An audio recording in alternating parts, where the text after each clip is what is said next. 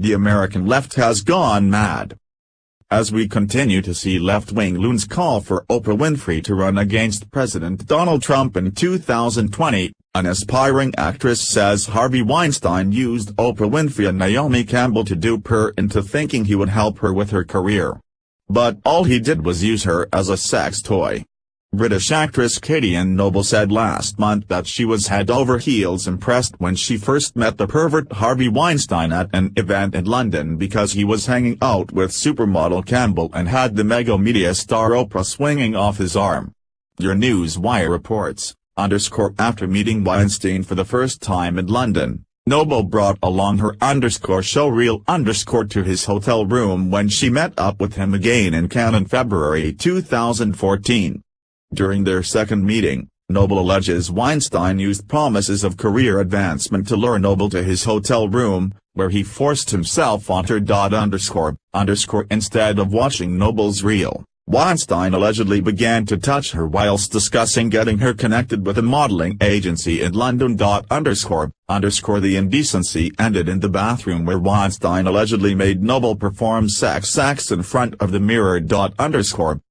Noble blames Weinstein for destroying her acting dreams and notes that he failed to help with her career as he had promised. Via the Daily Wire, here are some of Oprah's top fails. 5.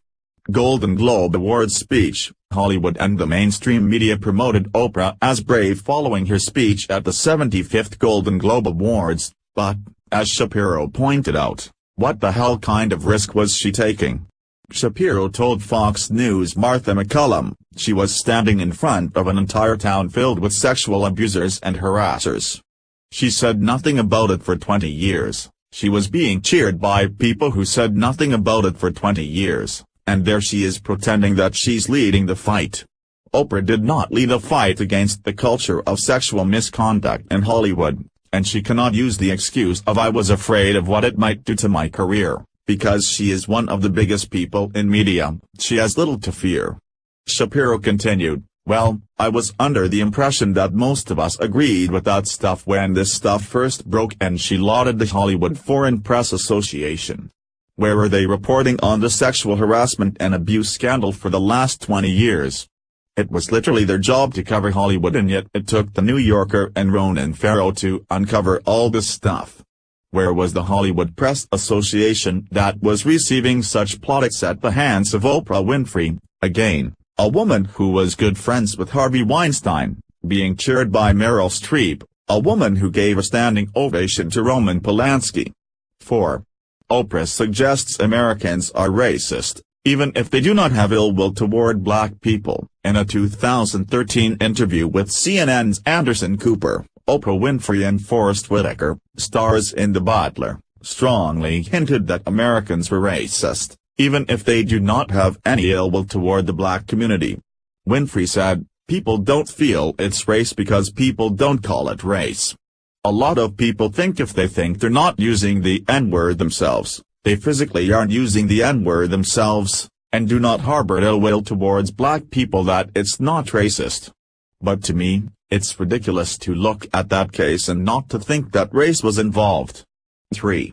Oprah gives platform to an Islamic scholar who says Islamic jihad is only a spiritual battle, not a holy war. Varun Soni, the dean of religious life at the University of Southern California, appeared on Winfrey's Belief series where she explained that all of the horrifying acts of violence committed in the name of Islam were all just a great big misunderstanding of a core Islamic belief. One of the most misunderstood concepts of Islam is jihad, which many people interpret as a holy war, Soni said. But there is nothing holy about war. What jihad actually represents is an internal struggle, the battle that is raging in our own heart. And all of our religious traditions talk about that internal struggle. In that respect, jihad is not just a Muslim idea, but it's a reality of the human condition. Denying that holy war with infidels is a key teaching of Islam is disingenuous. In the Quran, Muhammad speaks of jihad, or holy war, repeatedly. Though the concept of greater jihad, internal spiritual battle against sin, has been a part of Islamic teaching since at least the 11th century, the word jihad is most often used in canonical writings to refer to armed conflict. 2.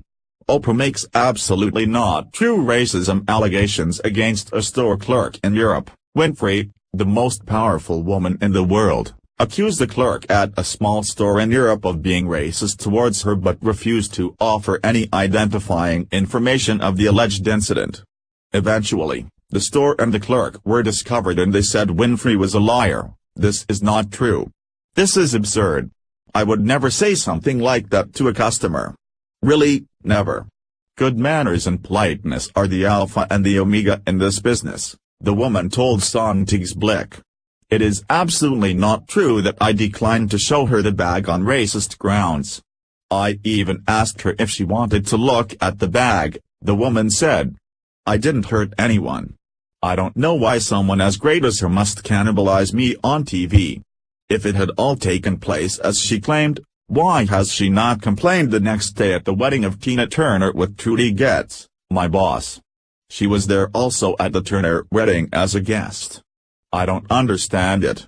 I spoke to Oprah Winfrey in English. My English is okay but not excellent, unfortunately. I didn't know who she was when she came into the store.